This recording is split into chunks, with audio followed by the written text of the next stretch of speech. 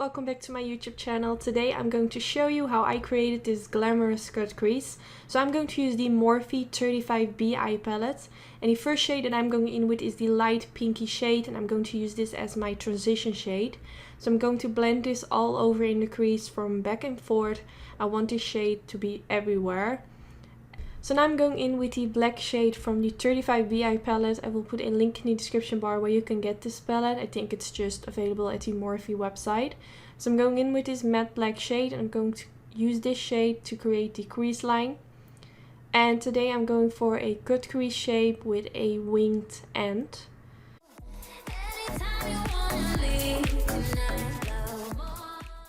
So now I'm going to use the vibrant pink shade. This is the most vibrant shade that the palette has, besides the yellow one. So I'm going to use a Morphe M506 brush, and I'm going to blend this on top and also a little bit above the crease line that I created.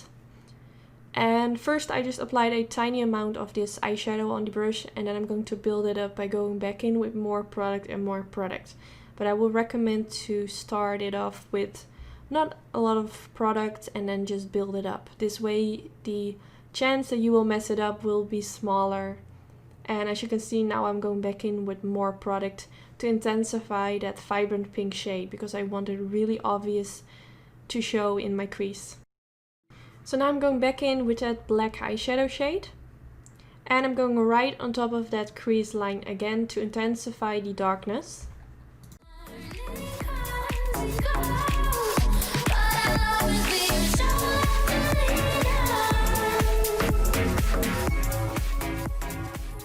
When I'm done with applying the black eyeshadow, I'm going to use a mixture of the purple pink shade and the black eyeshadow. So I dab both of these shades on my brush so it gets a sort of mixture of those two shades. And then I'm going to apply this straight on top of the black line to blend it out.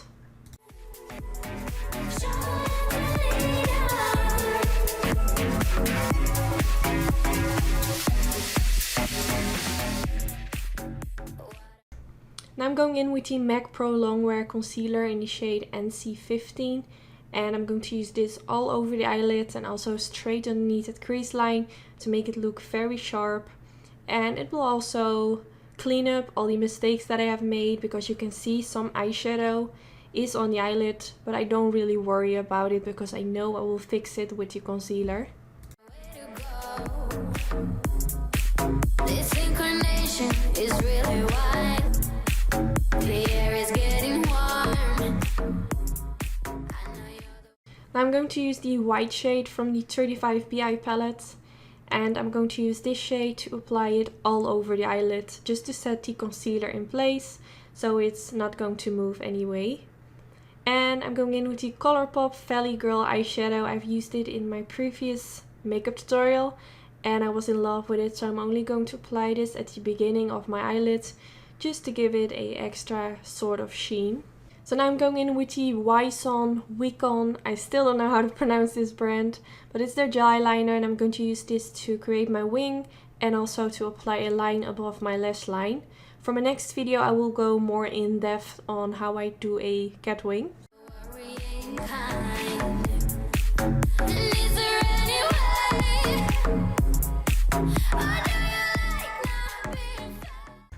So on top of the gel eyeliner, I'm going in with the NYC liquid liner. I feel like this product makes it look more black and it just seals everything. So I'm going over all the places where I first applied the gel eyeliner. So now comes the fun part, and I'm going to use some crystals, and I'm going to apply them using certified glitter adhesive and a Anastasia Beverly Hills eyeliner brush in the number A28. So if you want to recreate this, you will need some of the little small crystals, and I'm not sure where you can get them, but I got these from a friend. But I think if you're going to a hobby shop, or maybe search on the internet for small crystals that you can use for your teeth, I'm sure you will find them. So I'm going to apply them with the glitter adhesive from Certify, and I have to say this is a very nice product because they kept in place perfectly. So when that is done, I'm going in with the NYX black liner and this is just a regular kohl pencil. I'm going to apply this in the waterline to make it very black and smoky. And I'm going in with the black eyeshadow again from the 35B eye palette, and I'm going to press this shade right underneath the lower lash line, also slightly on top of my waterline to really connect the black eyeshadow with the pencil in the waterline so you don't have any skin space in between. If you have contacts in your eyes, then this might not be a very smart thing to do because the eyeshadow will get in your eyes, but just be careful when you do. So now I'm going in with the bright pink shade again, and I'm going to press this right underneath the black eyeshadow and also slightly on top of it, so the shades are going to melt together. So first I'm going to press this shade right underneath it, and then I'm going slightly back and forth with my brush so the shades will melt together.